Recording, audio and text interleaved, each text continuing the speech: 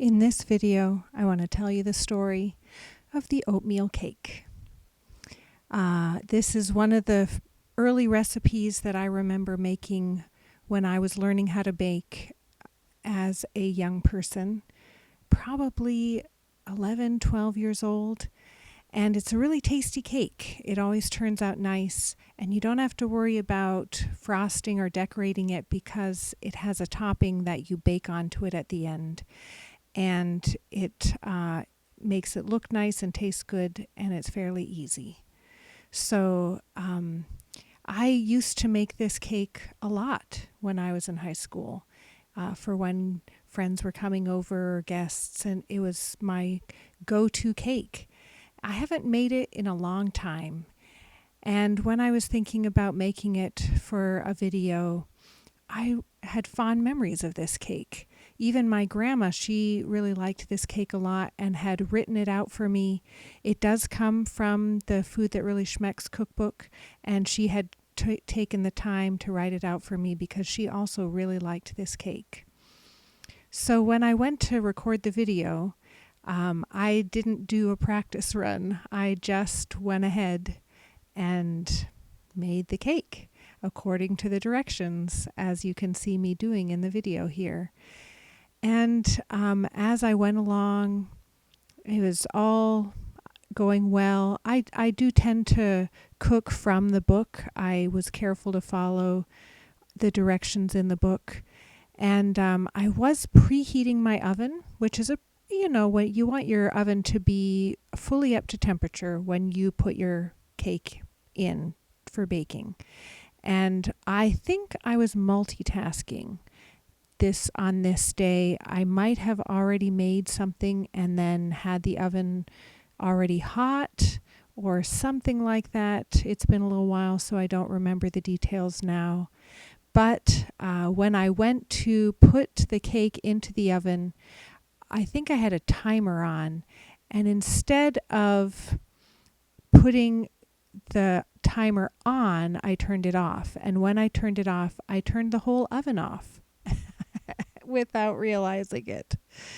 And I was distracted. I think I started a phone call right around the time that I put the cake in the oven. And so then I totally just set a timer. And the oven was hot because I'd already baked something else earlier. And so I didn't even notice that it wasn't on. And I was on my phone call. And so I was still on my phone call when the 35 minutes for the cake baking were up. And I pulled the cake out, and you're supposed to put the topping on top of the cake and then broil the topping on top of it for just a few minutes. And because I was on my phone call, I was pretty distracted. And because the oven had been hot when I put the cake in, just the very top layer of the cake had hardened enough that I went ahead while I was distracted on my phone call and put the topping on top. But as I was putting the topping on, I realized, oh my goodness, my cake is not baked at all. And so I thought, what am I going to do? I don't want to throw the cake out. I don't want to waste it. So I thought, you know what? At least I will just bake the whole thing for 35 minutes with the topping on it. And hopefully the topping doesn't burn to a point where the cake is not edible. So that's what I did. And it was cutting it close. I think 5 more minutes in the oven and the burning would have been too far gone. But 35 minutes was okay. The topping did not totally burn. And the cake was still yummy, actually.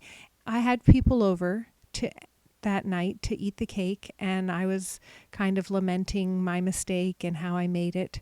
And my friend liked it better. Well, she has never tried the original, so she didn't have anything to compare it to, but she really liked having the topping fully baked into the cake. So weeks later, when I had an opportunity to make the cake again for her, wasn't confident enough to just bake the topping for the whole 35 minutes. I still feel like, it was going to burn. So this footage here of the cake is where I properly baked the cake, and then put the topping on. You'll be able to tell that because the topping will be bubbling a little bit on the cake. But I did bake it. I baked the cake mostly. I baked it for half the time and left 15 minutes of baking time. And then so I baked, instead of waiting till the cake was fully baked and broiling the topping for just a few minutes, which is what the recipe tells you to do, I actually baked the cake for the last 15 minutes of its baking time, and it was delicious.